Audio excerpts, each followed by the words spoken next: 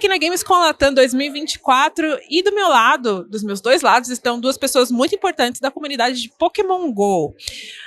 I will ask you first to introduce yourselves, okay? So first... Hello, I'm Eric. I'm the country manager for Brazil, part of the emerging market team, and I help oversee all the operations for Pokémon GO over here.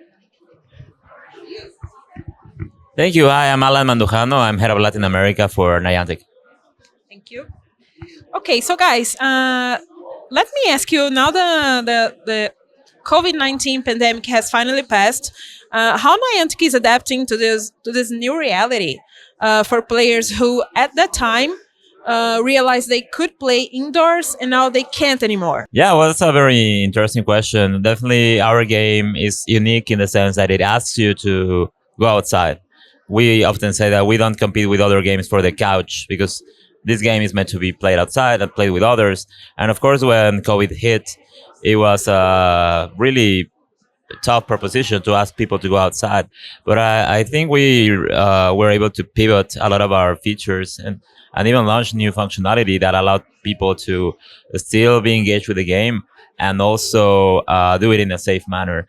We also found around that time that competitive gaming is really high in Brazil. Like the interest in our player versus player features is really high, not just in Brazil but across Latin America. You often see Brazil and Mexico in the top of number of players engaging with a PvP feature based on the total amount of players. So that was one learning, and it's one that we have been continuing to work. Eric here has been working very closely with the Pokemon company and driving more events for the region, especially for Brazil, and supporting more of our players. We have Rajev, who is a Brazilian player that is right now number 2 in the world in Pokemon GO, and is one of the favorites to win this year's World Championship. So it's been really exciting to adapt to the challenges of the markets and also the challenges of things happening around the world.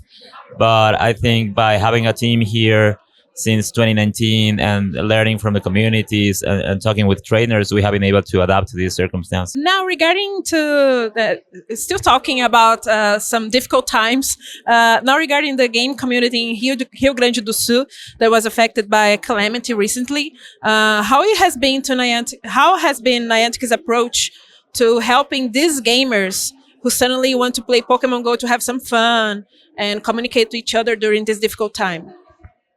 Yeah, absolutely. What happened in Rio Grande do Sul is is a huge tragedy. We know this affects our players directly, especially because we encourage them to go out and play.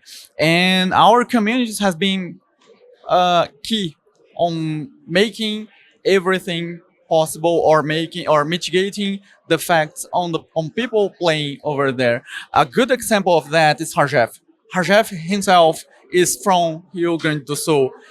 Even though his family went through all the floods, hurdles, and he himself also had trouble with that, he had the guts to still go out, and he used Pokemon and the Pokemon GO and their competitions as a way to escape this and keep fighting and keep showing the world he's able, and that Brazil is one of the biggest players in Pokemon GO. So that's a great example. Another great example we have is the help our own communities are sending to Rio Grande do Sul. So we have this community program called Club Campfire with over 80 communities in about 65 cities over the country.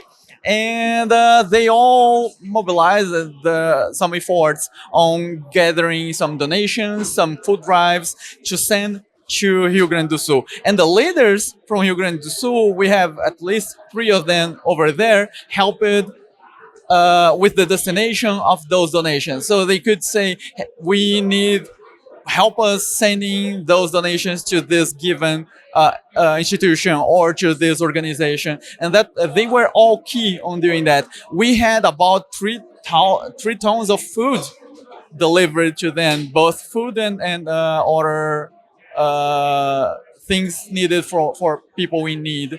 And we really hope this kind of thing shows how our community is engaged, how they are passionate, and how they have this feeling to help everyone and make some good for the world.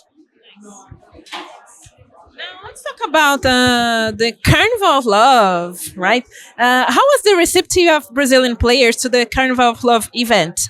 Do you have data that shows if old players returned to play motivated by this? Well, we don't have data exactly that we can share, but we can definitely tell you how we felt the reception was from trainers. And this is also something important of having a team in the ground and having Eric here and the team, because, you know, one of the insights that Eric brought to the team is like, hey, Valentine's Day is not really a holiday in Brazil, right? It's actually celebrated in June.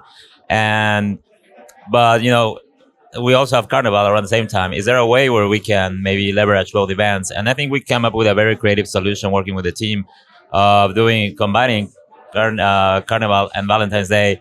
For a global audience, it was more of a Valentine's Day, but for Brazil, we marketed it specifically for Carnival.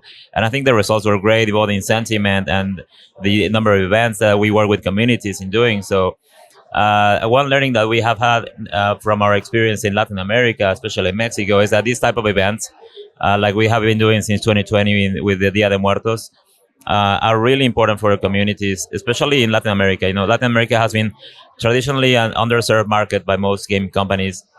And now with the rise of mobile gaming and with games such as Pokémon GO, we're really excited to be able to make a success case of how, you know, by hearing local sensitivities, you can create a very locally relevant content.